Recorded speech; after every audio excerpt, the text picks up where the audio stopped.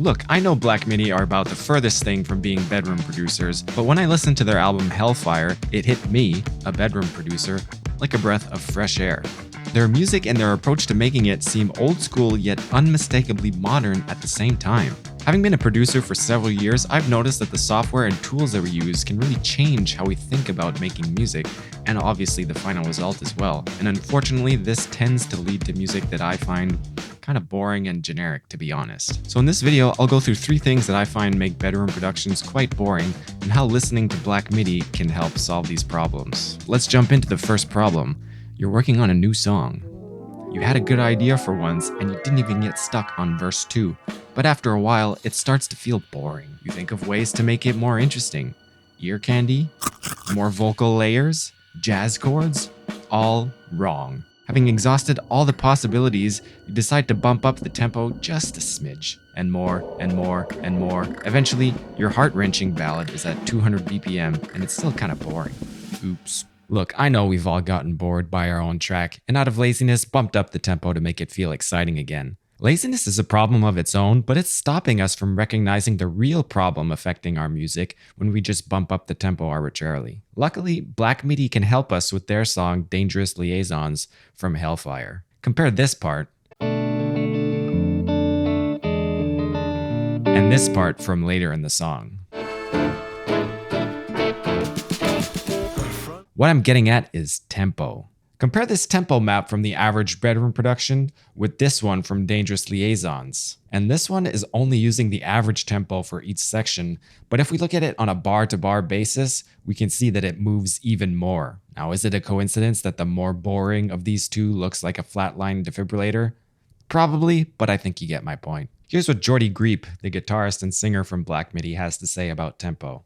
There's a bit of an obsession with tempos not changing. But if you put on any sick album and count along with the tempo, it speeds up and slows down all the time and no one notices. Yet when we work with a DAW, by default the tempo is static, and if we don't put any further thought into tempo after choosing our starting point, then we risk ending up with music that we get bored of. And if we're getting bored of it, chances are the listener will too. Obviously, boring music is not the fault of the DAW. After all, starting with a static tempo is the obviously correct design decision, but as users, we need to be aware of how design decisions such as this can affect our music in potentially negative ways, and make production decisions accordingly.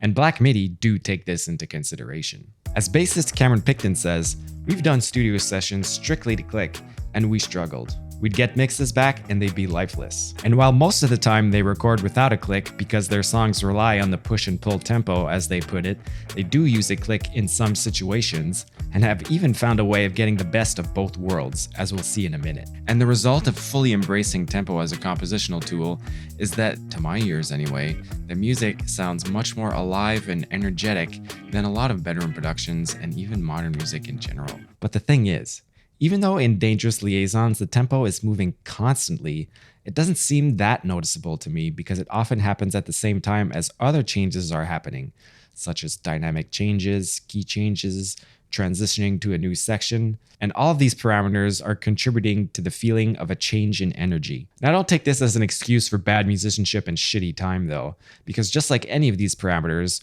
when tempo changes are done unintentionally, they will immediately call attention to themselves and will absolutely ruin the music. And then that guy from Whiplash will show up and throw a cymbal at your head. But if you're a bedroom producer, you might be thinking to yourself, yeah, this sounds great and all, but I'm never going to record a song one track at a time without a click. That sounds like a nightmare. And I'm with you, that does sound like a nightmare. But like I said before, there are ways of getting the best of both worlds, as Black Midi have discovered. As Greep says, we did all the main stuff live and then added overdubs. Dan, the producer, had this way of mapping the tempo onto the changes of the track so he could still sequence stuff onto it properly. I think what he's referring to here is warping the grid. By that I mean you record without a click and then adjust the grid to match the music, rather than editing the music to match the grid.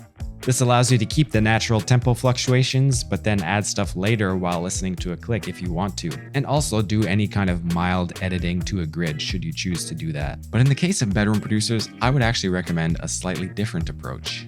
To start, I would record a scratch track of just vocal and chord instrument, even just a phone recording, and from this I would find out where the tempo naturally wants to go and adjust the grid accordingly. either by stretching it or just writing in tempo automation. Of course, you can automate tempo later on in production, but you might hear warping artifacts depending on how much stretching you do. At the end of the day, not all songs need tempo changes, because to a certain extent it is a stylistic choice, but it's a choice that should not be overlooked because it can have a huge impact on the energy of your song and also the narrative arc.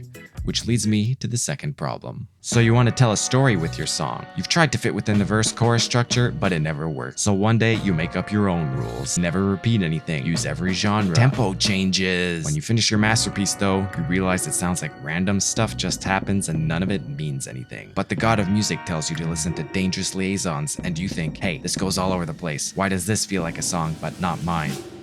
I agree that Black Midi are incredible at taking us on a journey with their songs, not just because of their spoken word approach to lyrics, but also because of their approach to composition and arrangement. They do have songs that appear to be relatively through composed, and we will check out one of those, but they also have songs that are much closer to the verse-chorus song structure than they might appear, such as Welcome to Hell. In its most reduced interpretation, Welcome to Hell is basically a verse-chorus kind of song. After an intro, they set up the main riff and head into the verses in green. Listen, the sweet peals of moonlight induce love. In red are the choruses, or as close as we will get to one.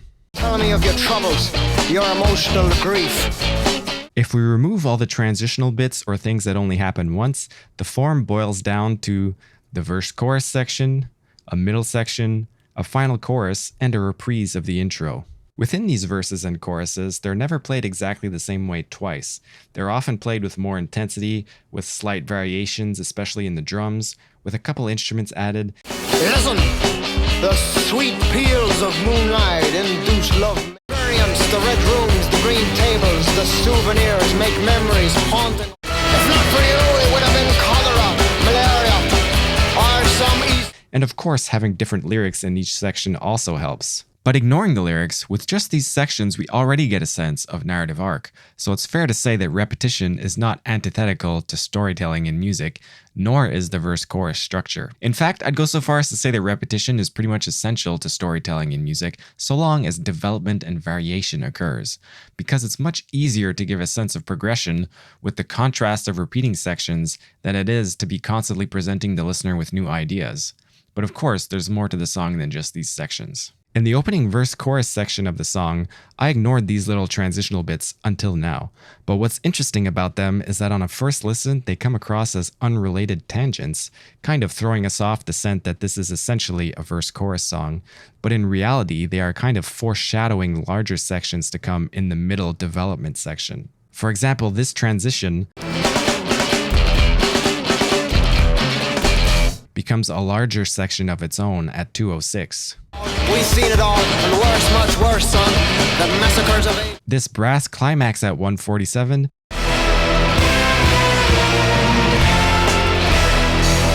becomes a larger section of its own at 2:46 and gets a double time variation at 3:06. Fuck, don't stay in the street, lucky I don't shoot on the spot. Even the chorus itself gets its own set of variations in the middle section from 3:31 to 3:51.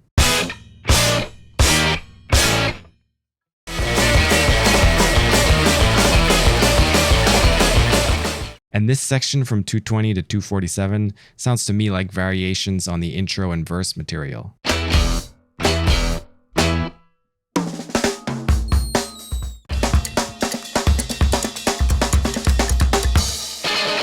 Finally, we have this section that only happens once, because. So let's tie this back to bedroom producers. When it comes to song form, we've kind of been conditioned to think that the only valid song structure in popular-ish music is verse-chorus, and that this structure is kind of set in stone as being intro, verse-chorus, bridge, chorus, with the option of including pre-choruses. As a result, a lot of narrative-minded songwriters feel inhibited by this seemingly rigid structure, when the reality is you can expand upon it in any way you want, like Black Midi does, and still end up with a relatively short song that really feels like it goes to a lot of places. Bringing it back to the tools, when we think about structure in such a rigid way, our default thought process becomes, well, I'll just copy verse 1 to verse 2 and add some stuff to it.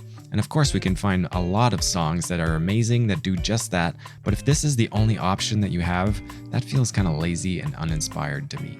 Especially when compared to a song like Welcome to Hell, which really shows the potential of thoughtful arranging and compositional detours within the verse-chorus structure. So don't be lazy and just copy-paste sections and add stuff to them. Give some more thought to creating meaningful development and variation for your repeating sections, and try deviating from the form in ways that support the story that you are trying to tell. I find it helpful to think that someone might have to play this part one day, so I better make it interesting. Even if it's fully electronic, or even if I have no intentions of ever playing it live, I keep this in mind to hold myself accountable, not get lazy with copy-paste, and to produce my song the way that it needs to be produced. But for those of you who are feeling a bit more adventurous with song form, I want to briefly talk about Dangerous Liaisons again, because this song is just too cool to me. This song is a great example of writing music in a somewhat through-composed fashion. If you've never heard this term before, it basically means that you are writing in a way that is continuously developing and sections don't repeat. I say this song is somewhat through composed because there is repetition, but the material is varied in such a way that it still gives me the impression of a through composed song. So to cut to the chase, this song is in 5 big sections. A. As a farmhand I had B. one dawn, one spring, one man. C. Some people really are awfully sad. This you can't. B2. I scoured the whole house. D. A circle open from the black and white picture. I might search for that face. What's really interesting to me about this song is that you have these 3 large sections which are distinct from one another, A, C, D, and each stick to one idea for the entirety of the section. But then you have these B sections which alternate between variations on 2 other ideas.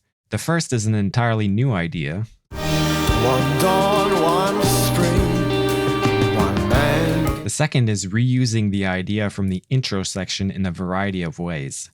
Here's the intro again. Then it's used as a transition at 32. Something entirely different. Then they play it as a rhythmic figure at 102 and 118.